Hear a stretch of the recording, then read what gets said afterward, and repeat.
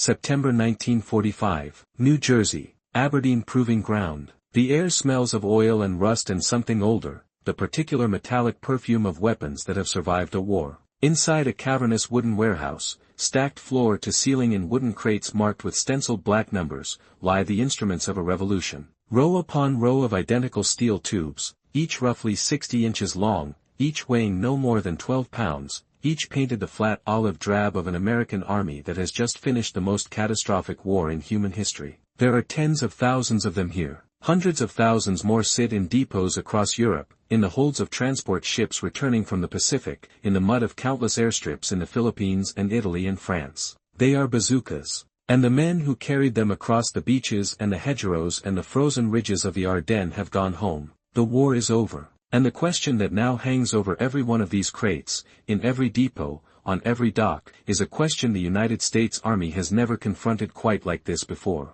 What do you do with the weapons of a war that no longer exists? To understand the answer to that question, and why it matters so profoundly, you have to go back to the beginning. Not to the landing at Normandy, not to the frozen winter of 1942. You have to go back to a moment in the spring of 1942, to a test field in Maryland, and to two men who were quietly changing the nature of infantry warfare forever. Colonel Leslie Skinner was not a man given to theatrical gestures. He was a methodical, technically precise officer in the Army Ordnance Corps who understood one urgent and unsettling truth about modern armored warfare. The American infantryman had no effective means of stopping a tank. What he did not have was anything he could carry on his own back, load with his own hands, and fire from his own shoulder with any realistic hope of punching through armor plate. In an age when tanks were no longer experimental machines but the dominant shock weapon of every major army on earth, the American foot soldier was, in the most critical sense, naked. Skinner was given a problem and an assistant. That assistant was Edward Ewell,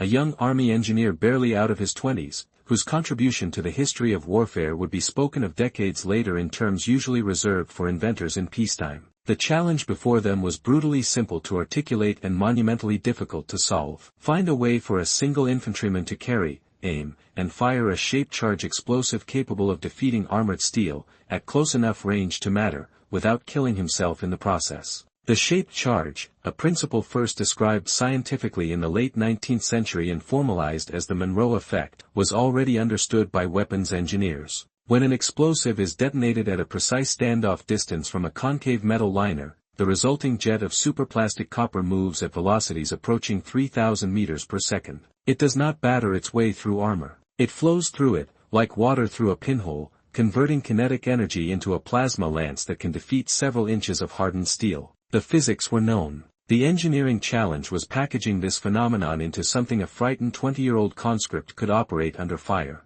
Ewell's answer, which came to him partly by accident when he noticed a steel tube lying on a test range that bore a remarkable resemblance to the requirements of the weapon he was designing, was to combine the shaped charge M10 rocket, already under development separately, with a simple steel tube launcher. The genius of the design was its simplicity. No complicated breech mechanism, no recoil system. No need for a trained artilleryman. Just a tube, a rocket, an electrical firing system, and a soldier brave enough to stand close enough to the problem. Skinner and Ewell demonstrated the weapon in April 1942. Within days, it had been approved for immediate production. It was given the formal designation of the M1 anti-tank rocket launcher, and was very quickly given a far more enduring nickname by the soldiers who carried it, the bazooka, after the homemade gaspipe trombone played by comedian Bob Burns on American radio. Between 1942 and the end of the war in 1945, American factories, the same factories that had been converting automobiles into jeeps, typewriter plants into machine guns, piano manufacturers into airplane components, produced approximately 490,000 bazookas.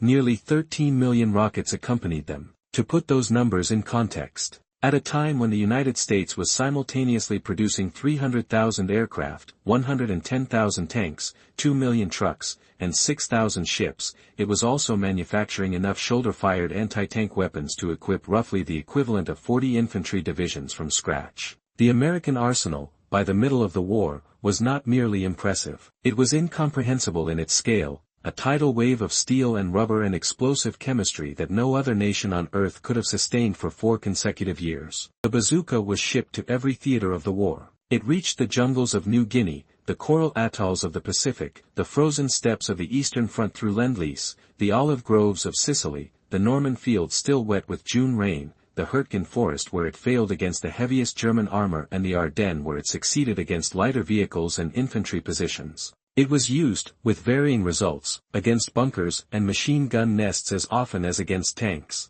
Its effective range in actual combat conditions was approximately 100 yards, not the 300 yards claimed in optimistic field manuals. And its penetration capability of roughly 4 inches of homogeneous armor plate was adequate against the lighter tanks of 1942 and 1943 but increasingly marginal against the frontal armor of the heavier German machines that appeared in 1944 and 1945. A survey of German tank and self-propelled gun losses in the European theater of operations estimated that approximately 13% had been knocked out by bazookas, a figure that represents a meaningful contribution but also an honest reckoning with the weapon's limitations. It was not a tank destroyer in the classic sense. It was a tank deterrent, a device that forced enemy armor commanders to exercise caution, to avoid operating without infantry support, to maintain awareness of the hedgerows and the rubble piles and the second-floor windows where a soldier with a steel tube might be waiting. The psychological dimension of the bazooka may have equaled its mechanical contribution to the war, and the Germans understood this immediately. In the autumn of 1942, during the fighting in North Africa, German forces captured several examples of the M1 bazooka. They studied them with the careful attention of engineers who recognized they were holding something genuinely novel. By the summer of 1945, the hollow steel tube had done its work. Victory had been declared, first in Europe in May, then in the Pacific in September. And the vast machinery of American military production, which at its peak in 1944 was consuming 40% of the entire gross national product of the United States, began its painful, chaotic, and astonishingly rapid dismantlement. The demobilization that followed the Second World War was one of the largest and most compressed logistical exercises in American history. Between September 1945 and the end of 1946, the United States Army discharged an average of 1.2 million soldiers per month. 12 million men in uniform became civilians again within roughly 2 years. The infrastructure that had supported them, the bases, the depots, the supply chain stretching across 3 oceans, had to be dismantled with matching speed. And the weapons themselves, the tens of millions of rifles, machine guns, mortars, anti-tank guns, and 490,000 bazookas, had to go somewhere. Congress created the War Assets Administration in 1946 specifically to manage the disposal of surplus military property. The scale of the task was staggering. Newspaper accounts of the period describe warehouses the size of city blocks filled with equipment that had been manufactured at extraordinary expense and used for only a handful of months. Jeeps were sold to the American public for as little as $100. Surplus clothing flooded hardware stores and general outfitters across the country, giving birth to an entirely new retail category that would persist for decades. Machine tools were auctioned to manufacturers. Aircraft were stripped of their engines and scrapped for aluminum. Military surplus entered the American civilian economy in such quantities that it distorted markets and created industries simultaneously. The bazookas faced a different fate, as weapons invariably did. Those that were deemed serviceable were placed into long-term storage, warehoused against some future contingency that military planners were already beginning to imagine in the gathering chill of what would become the Cold War. Those that were declared unserviceable, corroded tubes, damaged electrical systems, cracked stock assemblies, were collected and, in many cases, sent to smelting facilities where they returned to raw steel. Some were ceremonially disposed of offshore, dropped into ocean trenches along with other ordnance for which no other solution existed. A significant portion of the intact, serviceable inventory was redirected abroad through military assistance agreements, transferred to allied and friendly nations under the mechanisms of early Cold War military aid programs. Greece, Turkey, France, the Philippines, governments struggling to maintain internal order against communist insurgencies or external Soviet pressure received shipments of American surplus weapons, including bazookas, and the rockets to feed them. The hollow steel tube traveled new roads, spoke new languages, became the property of soldiers who had never walked a Norman hedgerow or climbed a Pacific ridge. But the most consequential fate of America's anti-tank infantry weapons after the Second World War was not the scrapyard or the ocean or the foreign military sale. It was obsolescence. Not immediate obsolescence, not the sudden recognition that the weapon had failed and must be replaced. Something subtler and more dangerous, the gradual, bureaucratically comfortable assumption that what had worked in 1944 would continue to work in whatever war might come next. This assumption carried a price. And the invoice arrived, with brutal punctuality, in the summer of 1950. On June 25, 1950, North Korean forces crossed the 38th parallel with approximately 150 Soviet-built T-34/85 tanks in the lead elements of their assault. The T-34 was not a new weapon. It had been the backbone of Soviet armored power since 1941, and its capabilities were well documented. Its 85mm gun could engage and destroy any American tank then deployed in the theater. Its sloped armor, designed specifically to deflect incoming rounds by maximizing the effective thickness presented to projectiles, gave it protection that significantly exceeded what most American anti-tank weapons of the period could reliably penetrate. The T-34 was not a technical surprise. It was a political and bureaucratic one. A weapon that American military planners had known existed, had known was formidable, but had allowed themselves to believe their available anti-tank resources could handle, because the alternative required expenditure and attention that peacetime always makes difficult to justify. When Task Force Smith, a hastily assembled force of American soldiers rushed from occupation duty in Japan to stem the North Korean advance, met the T-34 columns on a rain-soaked road near Ozan in the first days of July 1950, the encounter delivered one of the most unambiguous tactical verdicts of the 20th century. The American soldiers had bazookas. They had the M9A1 variant, the improved version that had been in service since 1944. They fired those bazookas at the oncoming T-34s. The rockets struck the Soviet tanks and did essentially nothing. The 36-inch warhead, adequate against the lighter German tanks of early 1944, had no reliable means of penetrating the sloped frontal armor of the T-34/85. Task Force Smith had been issued a total of 18 anti-tank rounds for its artillery piece, 18 rounds against an armored column, and the bazookas that the infantrymen carried were, against the tanks bearing down on them, little more than noisemakers. The New York Times reported survivors' accounts from the battle with a headline that captures both the desperation and the fury of what had happened. "Can't fight two tank-equipped divisions with carbines," an officer was quoted as saying, his words sharp with the specific anger of men who had been sent to fight with tools inadequate to the task. The hollow tube had failed, not because of any fault in the ingenuity of its inventors, not because of any failure of the men who carried it, but because the world had moved on and the weapon had not. The army had, in fact, already known this was coming. As early as 1943, while the M9 bazooka was still in full production and the war in Europe was far from decided, American ordnance engineers had begun working on a successor. The problem they had identified was precisely the one that would reveal itself so catastrophically 7 years later. The 2.36-inch diameter of the standard bazooka's rocket limited the size of the shaped charge it could carry, which in turn limited the thickness of armor it could defeat. German tank designs were trending toward heavier frontal protection.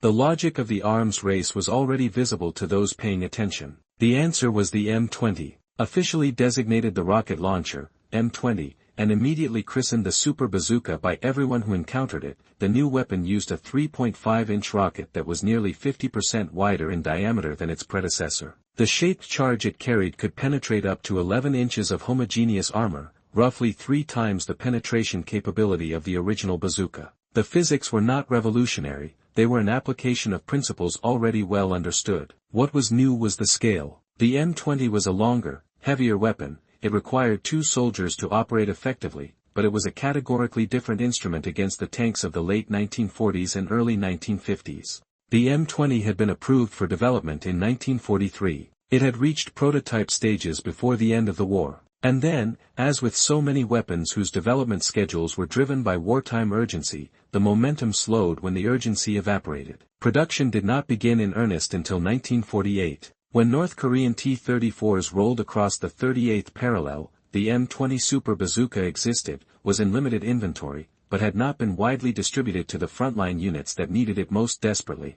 The emergency was addressed with the particular combination of American speed and improvisation that has characterized this nation's response to military unreadiness in every conflict from the revolution to the present. Super bazookas were rushed to Korea. Production was accelerated. Soldiers were retrained. Within weeks of the opening disaster at Ozan, American infantrymen had weapons capable of defeating the T-34 in their hands. The crisis was resolved, but the lesson it taught was a lesson that had to be learned again and again, in every generation, by every military that allowed peacetime complacency to govern its inventory decisions. The story of what happened to America's anti-tank infantry weapons after the Second World War is not, at its core, a story about weapons at all. It is a story about the peculiar challenge that democratic nations face in maintaining military readiness between wars. The United States emerged from 1945 as the most powerful nation in human history, possessing not merely the world's largest military arsenal but the world's largest and most productive industrial economy.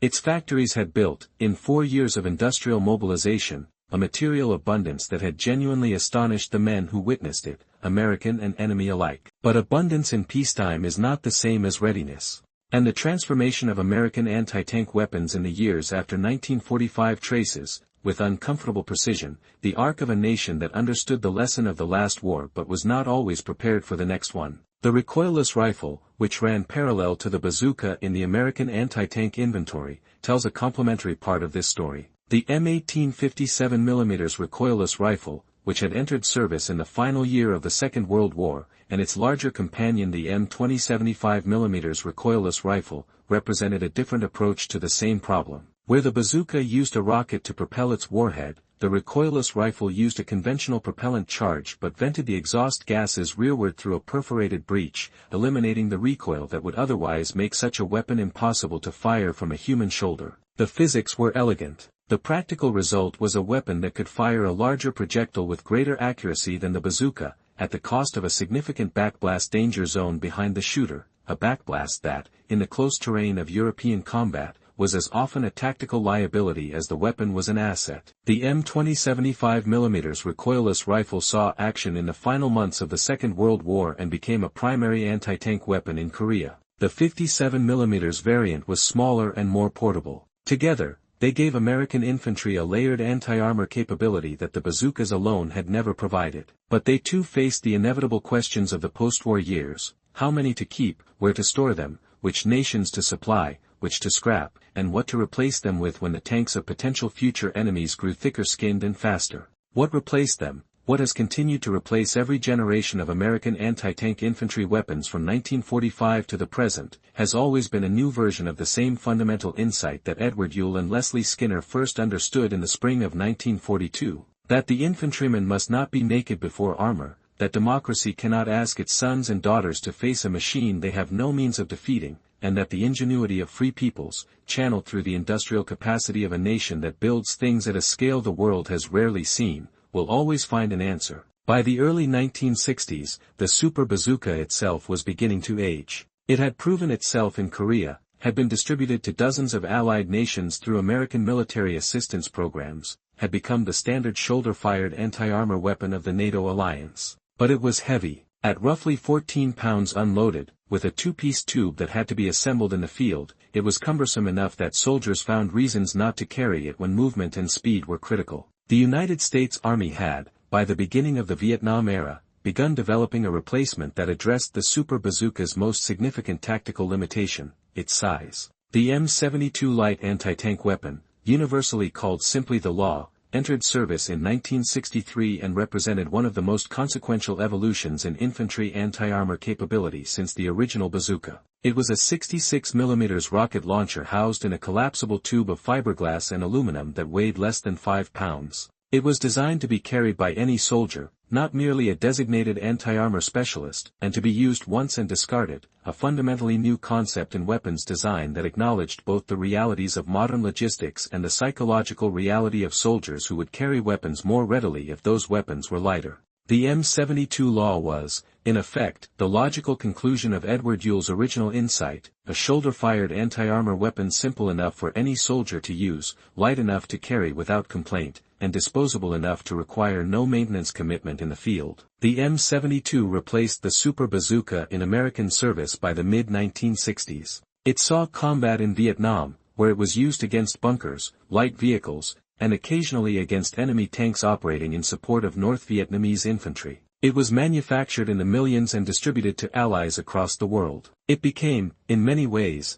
the definitive American infantry anti-armor weapon of the Cold War era. But the M72 was not without limitations. Its 66mm warhead, while powerful enough against the lighter armor of the vehicles it encountered in Vietnam, was marginal against the frontally presented armor of Soviet main battle tanks that American and NATO planners were wargaming against on the plains of Central Europe. The same arms race dynamic that had made the original bazooka inadequate against the T-34 in 1950 was already, by the 1970s, raising doubts about whether the M72 could reliably stop a Soviet T-72 or T-80 in the scenarios that Cold War contingency planning deemed most likely. Once again, the infantry faced the specter of a weapon that had proven itself in one war proving inadequate for the next. The answer, when it arrived, came not from an American arsenal but from Scandinavia. The AT-4, developed by the Swedish firm Bofors in the 1970s and adopted by the United States Army in 1987, represents the current generation of American single-shot infantry anti-armor weapons. It is heavier than the M72, approximately 15 pounds ready to fire. But its 84mm warhead and its ability to penetrate approximately 17 inches of homogeneous armor place it in an entirely different performance category. The AT-4 is designated the M136 in American service and has been issued to American soldiers in every conflict from Panama to the Persian Gulf, from Somalia to Afghanistan and Iraq. It continues in production and active service today, alongside guided missile systems that represent yet another technological leap in the same fundamental arms race between the infantryman and the tank. And here, in tracing this lineage, from the steel tube that you'll picked up in a field in Maryland in 1942, to the fiberglass and aluminum of the M72, to the composite materials and precision manufacturing of the AT-4, one encounters the deepest truth about what happened to America's anti-tank infantry weapons after the Second World War. They did not disappear. They did not rest in triumph. They were stockpiled, surplused, scrapped, transferred, replaced, and surpassed. Some were melted into American automobiles and refrigerators. Some are still in the arsenals of nations whose names were not yet independent when the weapons were manufactured. Some molded in warehouses until they were deemed too degraded to maintain and quietly destroyed. Some were used in wars that history records and many that it does not. But they were also transformed. Every weapon that followed, every iteration of the super bazooka, every law, every AT-4, every guided missile that a modern infantryman can now aim and fire at a tank from behind cover, is built on the foundation of what Skinner and Ewell understood, that the foot soldier must be able to face armor and survive. This is not merely a tactical doctrine, it is a democratic conviction. The conscript army of a free republic cannot be sent into a field and told to die because the weapons required to defend themselves were too expensive to develop, too heavy to carry, or too technically challenging to maintain in peacetime budgets. The hollow steel tube, in this light, is more than a weapon. It is a symbol of a specific American willingness, expressed not in speeches or declarations but in the language of engineering and industrial production, to value the individual soldier's life enough to invest in his survival. In the same years that American factories were producing 490,000 bazookas, they were producing hundreds of millions of pounds of canned food for soldiers who would never go hungry in the field, boots that did not rot in the rain, and medical supplies distributed so generously that American soldiers had access to penicillin and plasma in quantities that German and Japanese medics could not begin to imagine. The bazooka is related, in spirit, to all of these things. It is the product of a society that builds things, that builds them in enormous quantities, with genuine technical intelligence, and with the unstated but deeply held belief that the men doing the fighting are worth the investment. The German soldiers who encountered the bazooka in North Africa in 1942 saw in it not merely a weapon but a problem. They reverse-engineered it because they recognized its principle was sound. They improved upon it because German engineering excellence was genuine and deserves its historical credit. But there is something they could not replicate, because it could not be found in a technical manual or extracted from a captured specimen, the industrial context that made the bazooka possible. Not one weapon, or 10,000, but 490,000. Not a clever prototype, but a mass-produced instrument issued to every infantry squad, in every theater, on every continent where American soldiers fought. The Panzerschreck was a better weapon, technically. The bazooka was an American answer to the problem of war, which means it was an answer given at a scale that changed the problem entirely. In the autumn of 1945, in that wooden warehouse in New Jersey, stacked in their olive-drab crates, the bazookas waited. Some of them would eventually be counted and catalogued and transferred to friendly nations who would use them in wars that would not be remembered in American classrooms. Some would be melted. Some would be fired again in Korea, by soldiers who had trained with them in 1944 and returned to uniform in 1950, only to discover that their weapon was no longer sufficient for the enemy they faced. Some would end up behind glass in museums, beside the photographs of the men who carried them across the longest miles of the 20th century. What none of them anticipated, not the engineers who designed them, not the soldiers who carried them, not the generals who wrote the doctrine for their use, was the degree to which their story was not ending in that warehouse, but merely entering a new chapter. The tanks did not stop. The threat did not diminish. The arms race did not pause to observe the armistice. And so the weapons had to follow, as they always have, as they always will, in every era and every geography where free people have decided that the cost of defending themselves is worth paying. The hollow steel tube became the fiberglass cylinder. The fiberglass cylinder became the composite material launcher. The launcher became the guided system. And through each iteration, through each generation of engineers who inherited the problem and found the next answer, the original conviction endured: the soldier standing between his country and its enemies should not be naked before the machine. That is not sentiment. It is the deepest expression of what America has tried to be, in the worst moments of the worst century in human history. A nation that builds things, that gives its soldiers tools, and that refuses to accept, as a permanent condition, the idea that the infantryman must face armor with courage alone. The warehouse is long gone now. The wooden crates have rotted in the decades since. The olive drab paint has flaked from the metal of whatever tube survived. But the principle inside them, the specific, American, democratic principle that gave them birth, has not corroded at all. It has been repainted, re-engineered, and reissued in every decade since, in forms that Skinner and Yule could not have imagined but would have immediately recognized. It is the same hollow tube. The same answer to the same question. The same refusal to leave the infantryman alone with his rifle against a machine made of steel. That is what happened to America's anti-tank infantry weapons after the war. Not merely the scrap heap, not merely the surplus sale, not merely the transfer to foreign arsenals and the quiet obsolescence of a peacetime that could not sustain the urgency of production. What happened to them was the same thing that happens to every genuinely important American idea. It was improved upon, built into something better, and handed to the next generation of soldiers who would carry it into the next war that no one expected, on the next road where the tanks came before anyone was ready. The tube endures. The principle endures. And somewhere, in a current production facility where the heirs of those wartime factories are building the weapons of a world still threatened by armor, a new version of the bazooka waits, lighter, more powerful, more precise, for the soldier who will carry it forward, and the morning when it will be needed.